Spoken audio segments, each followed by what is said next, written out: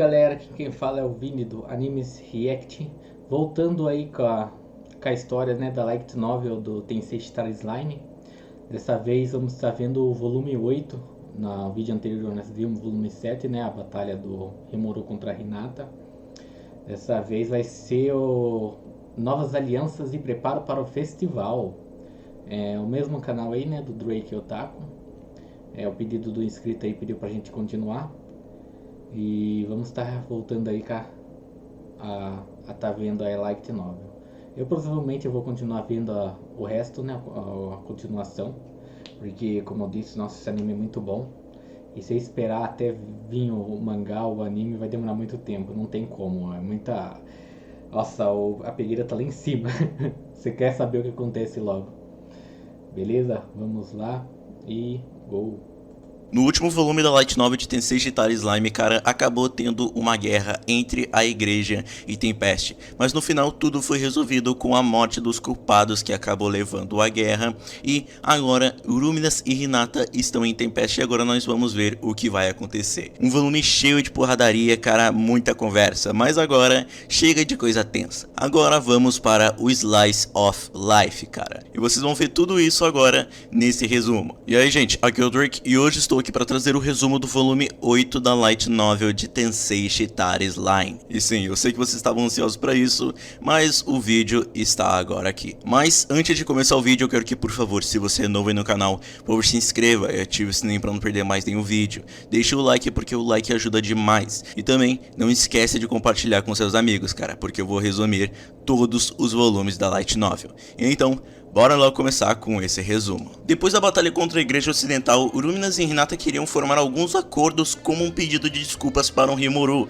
mas até lá acabou rolando uns certos desastres e também alguns desentendimentos, vamos dizer. Luminas tinha lutado nos céus contra o Veldora, pois o seu ódio contra o lagarto, entre aspas, estava intacto ainda. A curta batalha entre os dois foi o suficiente para mostrar de que a vampira não era brincadeira, pois essa batalha fez o Veldora ter medo da Luminas e como um ataque final, a Luminas deu um abraço forte no Veldora, onde ela usava uma habilidade que não afetava o corpo físico, mas sim o corpo espiritual do Veldora, fazendo ele sofrer bastante. Depois desses contratempos, Rimuru fez alguns acordos com Luminas, como declarar os monstros de Tempest inofensivos, entre aspas, e dizer que a batalha dele contra Hinata terminou em empate, pois se dissessem que alguém como Hinata perdeu para um Lorde Demônio, isso poderia dar alguns problemas, e assim o acordo com a vampira Lorde Demônio e a Igreja Ocidental foi feita. Mas antes de voltarem para o seu lar, Luminas e todos os Cavaleiros Sagrados queriam ficar um pouco mais em Tempest,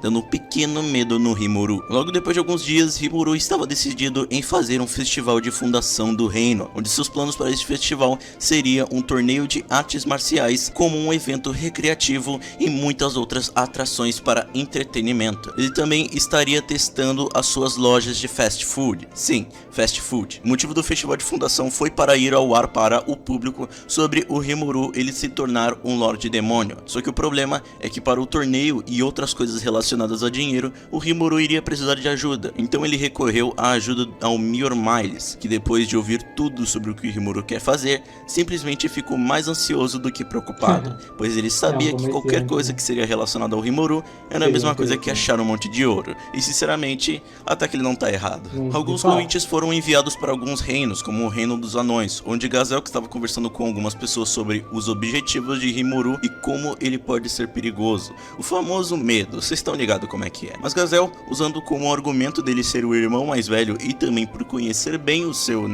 irmão, ele acredita que Rimuru não terá nenhum objetivo maldoso. E já um outro convite foi enviado para o Reino Sarion, o Reino dos Elfos. O convite foi enviado para o Elalud, o pai de Ellen, que estava bem preocupado, pois ele sabia que, querendo ou não, ele deveria levar uma pessoa para esse festival. Essa pessoa era nada mais e nada menos do que o Divino Imperador Eumesia Elauri Sarion. Eu digo a ou o porque por mais que pela aparência fique na cara de que é uma mulher, ninguém sabe o verdadeiro sexo do Imperador ou Imperador. Como na novel ele costuma chamar de ele, mas o personagem costuma demonstrar uma personalidade e aparência de uma mulher, eu vou chamar de ela. Eumésia era neta de Elalude e ela já estava sabendo desse convite que Elalude recebeu. Acontece que Elalude estava preocupado porque Eumésia era alguém muito importante, mas o que ela iria priorizar seria a sua diversão, e também ela odiava que escondessem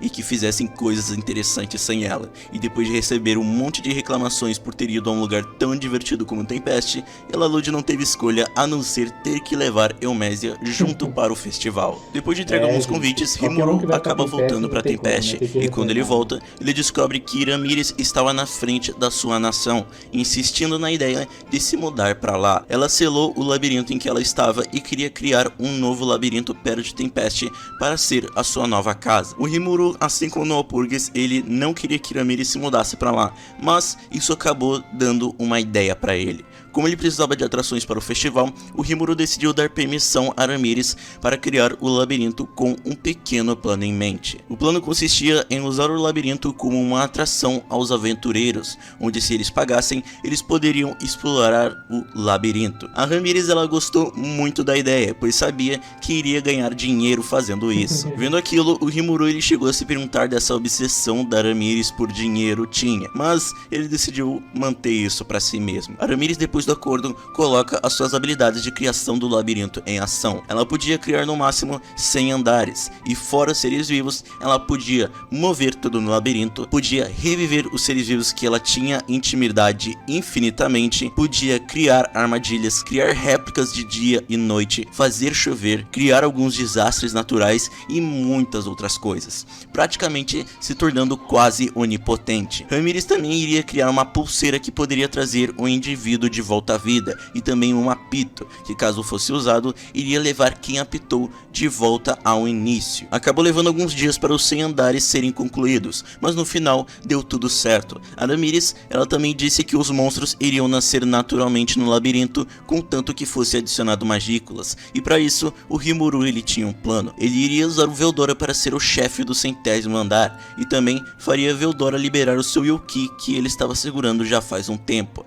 fazendo com que os monstros nascessem naturalmente. E também Rimuru queria usar o andar 95 como uma cidade para abrigar algumas dríades e também alguns subordinados do Carion. Só que mesmo com muitas coisas resolvidas, o trio teve um pequeno problema. Do andar 99 até o 96, Rimuru queria criar ambientes relacionados a desastres naturais, que no caso seria como um vulcão em erupção, trovões e etc. Só que Ramírez, ela não tinha poder o suficiente para isso, até que no meio da discussão, Milin acabou aparecendo, pois segundo ela mesma, ela descobriu que estavam fazendo algo interessante. Se juntando uma conversa aí também no trabalho sobre o labirinto, ela disse que caso eles quisessem fazer esse plano, ela poderia capturar os tais dragões elementais. Eu não vou entrar em muitos detalhes sobre isso, mas resumindo muito, todas as raças de dragões se originaram do mais forte dragão, o dragão Rei Estelar Veldanava, um dos 4 dragões verdadeiros, que hoje em dia apenas permaneceram 3, e um deles sendo o Veldor. Existia no total 4 dragões elementais: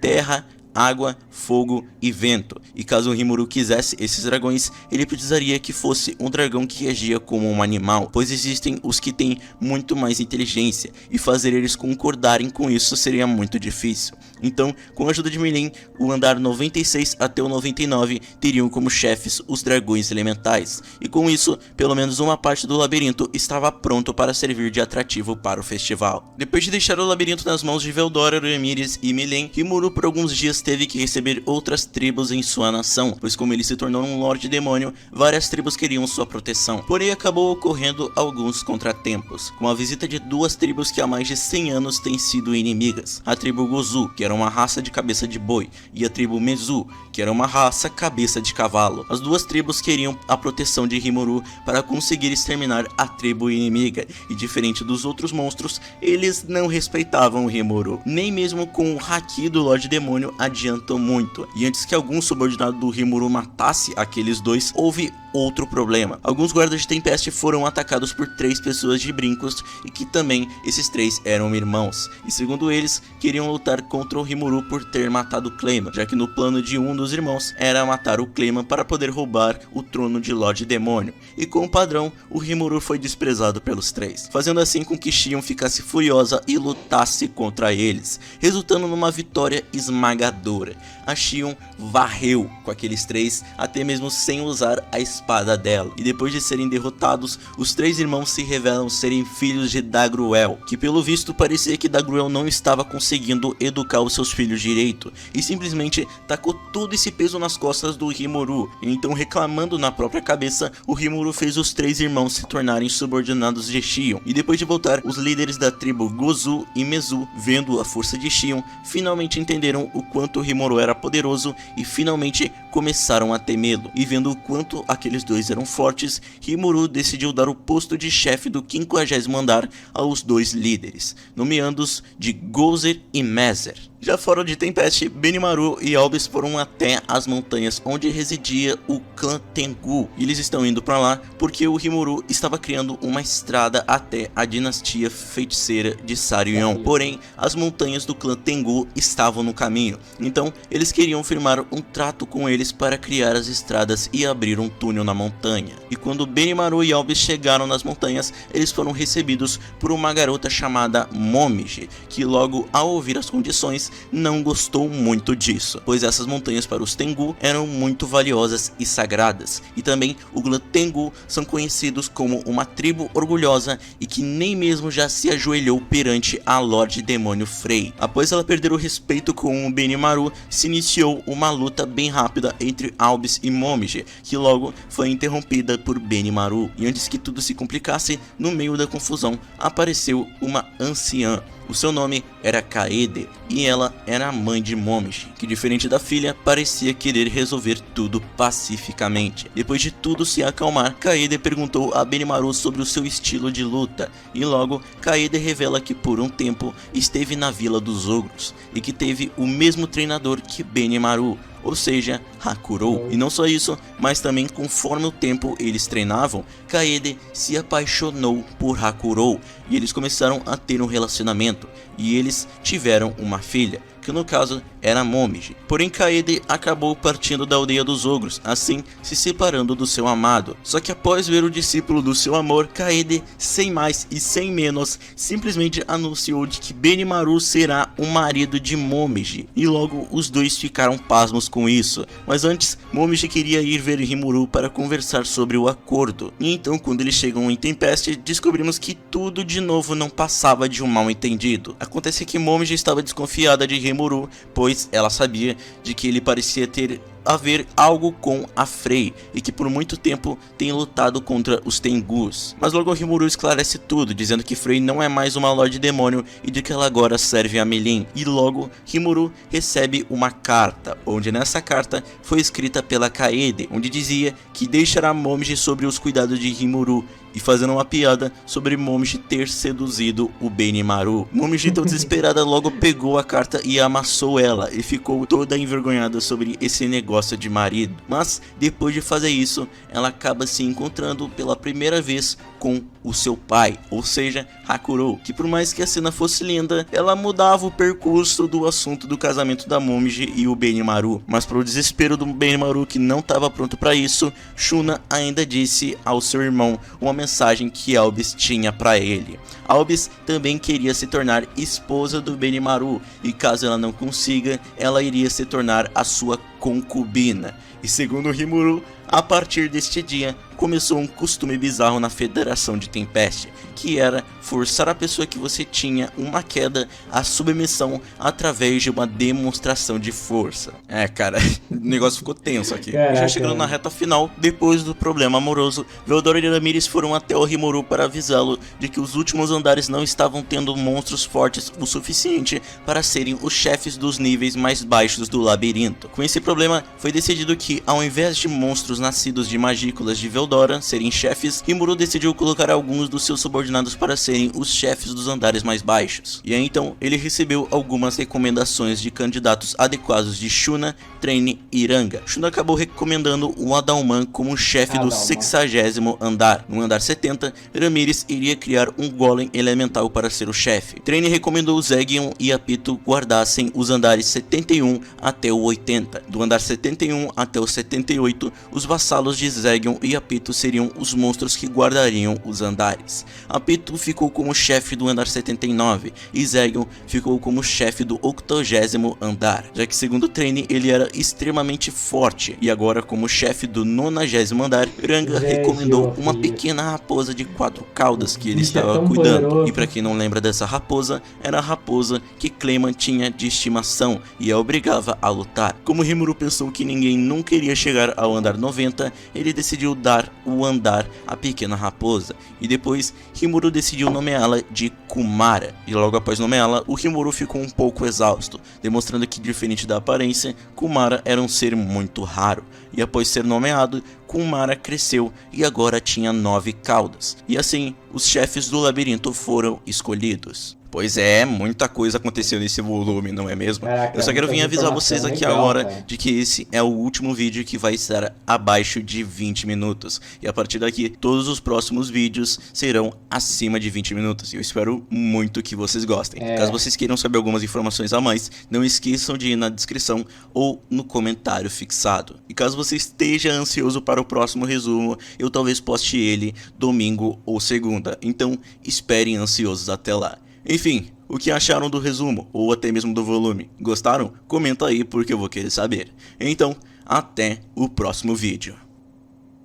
Caraca, hein? Muito legal, cara. Muito legal saber a evolução que tá tendo. Mano. Cara, e Zegion é poderoso, cara. Muito poderoso. Mas legal, cara. Nossa, o volume 8 passou rapidinho. Foi 15 minutos que passou voando. Fiquei concentrado ali, não falei tanto, né? Vocês viram que eu acho que eu nem comentei muito. Mas, cara, que legal, cara. Nossa, tô gostando muito. Tô hypado, quero assistir o próximo aqui, mas mas não dá, cara. Não posso ficar na pegueira assim. Tem que ter um limite, tem que ter uma calma. Mas interessante, gostei demais, cara, de saber os personagens, ou as esposas do Benimaru. Tipo, eu sabia das esposas dele tudo, mas não sabia como que se tornou, né, a esposa dele. No caso, a dos Tengu lá, não sabia como que elas tinham se tornado, né. Foi interessante saber a história. Eu não sabia nem que ela era filha também do Hakurou. Então, tipo, tem muitas informações que a gente não sabe, né, que só a Light Novel passa. Porque no mangá e no anime não vai falar, até porque não chegou nem nessa parte ainda. Mas foi interessante, cara, de saber disso. Eu gostei demais. Essa parte do labirinto, nossa, deve ser muito legal, cara. Imagine, cada andar, os monstros diferentes, os boss. E, tipo, os aventureiros têm que ir nesses labirintos pra competir, né? Se eu não me engano, tipo, tem umas recompensas pra eles, caso eles consigam subir de andar, né?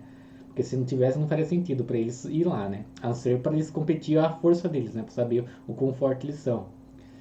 Mas tá da hora saber como que a Tempesta tá evoluindo. Porque tem um mangá que mostra conta a história, né, do Tensei Star Slime também, já no futuro lá, né, onde a cidade do Rimuru já tá enorme e tudo. Já tem todos esses torneios que estão começando agora, já tem lá. Eu não lembro qual que é o mangá, qual que é o nome correto, mas eu sei que tem. Eu acompanho bastante também se eu não me engano, o mangá BR do Tensei dessa temporada que eu tô falando, acho que tem até os capítulos 47, 48, se eu não me engano é isso aí. Mas é muito interessante. Dá uma procurada lá caso vocês queiram saber como que tá ou coisa. Não tem lutas, é uma história onde tipo vai contar os personagens que não veio ainda, tipo os demônios primordiais aparecem também lá, né, os outros subordinados que o Rimuru ainda não apareceu no anime nem no mangá original, que só tem na Light Novel. E nesse mangá aparece, que é o progenitor roxo, o amarelo e o branco. Aparece também... Nossa, aparece tanta gente lá que você nunca viu ainda. Muito interessante, cara. Parece muita coisa, é muito legal. procura pra vocês verem. É muito legal de acompanhar esse mangá. E eu também acompanho bastante tem um site espanhol que eu vejo. Tem um site espanhol que eu acompanho, que lá direto lança muito mangá, cara. Já muito. A diferença de lá é que lá lança muito mais rápido do que aqui no BR. Cara, o BR é aqueles lá, tipo, os caras esquecidos, né? Tipo, se você não pagar pelas coisas, você não consegue as coisas rápidas, não importa mesmo. Então eu leio bastante mangá pra esse site. Caso vocês tenham interesse, eu posso passar o site pra vocês, caso vocês queiram. É só deixar no comentário aí que daí eu passo pra vocês. E se caso gostarem do vídeo, deixa no comentário aí com outros vídeos que vocês queiram que eu trago trazendo pra estar reagindo. Essa saga aqui da Light Novel mesmo, acho que amanhã ou depois já sai mais o próximo volume. Eu vou tentar não trazer tudo de uma vez, porque tipo, eu quero, mas é melhor não. Porque senão você perde aquele ânimo, né, de saber o que tá acontecendo. Tipo, você quer saber rápido, mas ao mesmo tempo é bom estar aquele tempo, aqueles dias de diferença, assim, pra deixar você mais hypado ainda. Comigo, pelo menos, tem isso. Não sei se é com vocês a mesma coisa. Mas valeu por ter acompanhado até agora. Caso gostou, só deixar o like aí, compartilhar, se inscreva no canal. Falou, valeu, fui!